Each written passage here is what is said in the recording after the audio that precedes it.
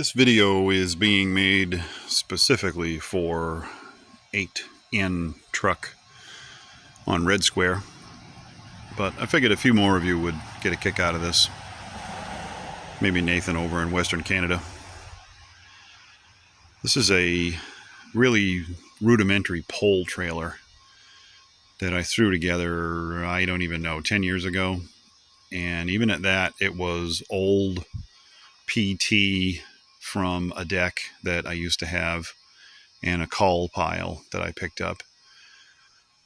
This wood predates the modern chemistry. I stopped using it after maybe one season because we started moving the wood in much smaller chunks. We're gonna start putting it back to use again. The reason is because we find it to be more convenient to put the splitter over beyond that pile. Sorry about the lack of focus here. But anyway, we're thinking about changing methodology a little bit on processing firewood. So 2 or 3 years ago, maybe, I had thought about doing this. I just hadn't gotten around to it. You can see there's a piece of angle iron here laying across the back. So the angle iron is going to be exactly where it is, but upside down. So the axle obviously would be under this whole thing. There's 28 inches of space between the poles. Garden tractor tires on a 5-lug trailer hub, which is what these spindles would support.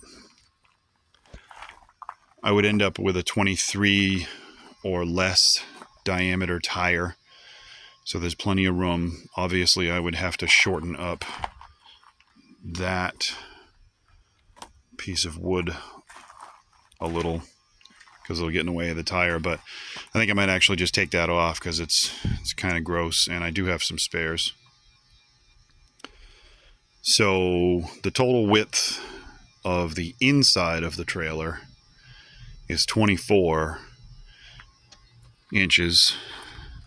It's 6 feet, just under 6 feet where the tape measure is laying right now. The whole thing measures 8.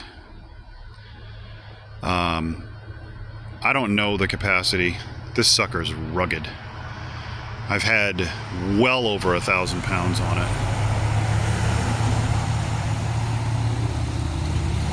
Sorry, we had to take a break for a dump truck. Didn't even flinch. I'm thinking pretty much any log that me and Trina can pick up, we can put on this, and it'll have several friends coming up out of the forest.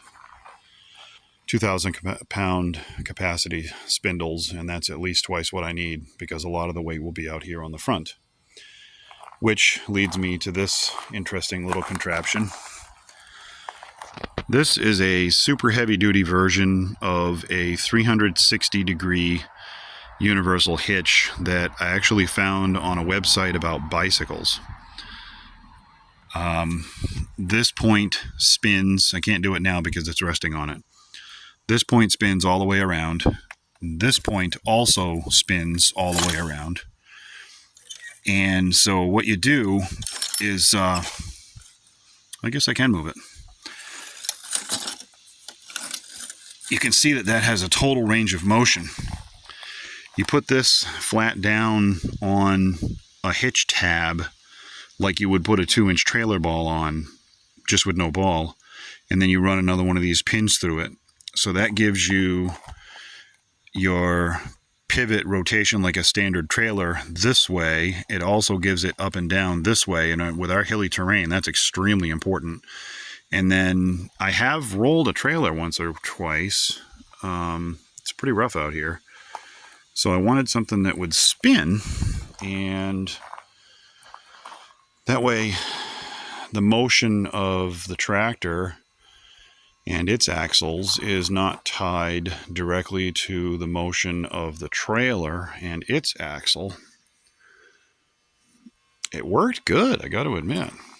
I just didn't have a heavy enough axle on it. And then we made some changes. But, so back here, this is just going to be welded across here and then down here. And then standard, average everyday 5-lug hubs, garden tractor rear wheels, nothing fancy, turf tires. Not sure what else I can say about it. Hopefully this gives somebody some ideas and you found it a half-decent, not waste of time for nearly 6 minutes. But hey, have a lovely day. See you next time.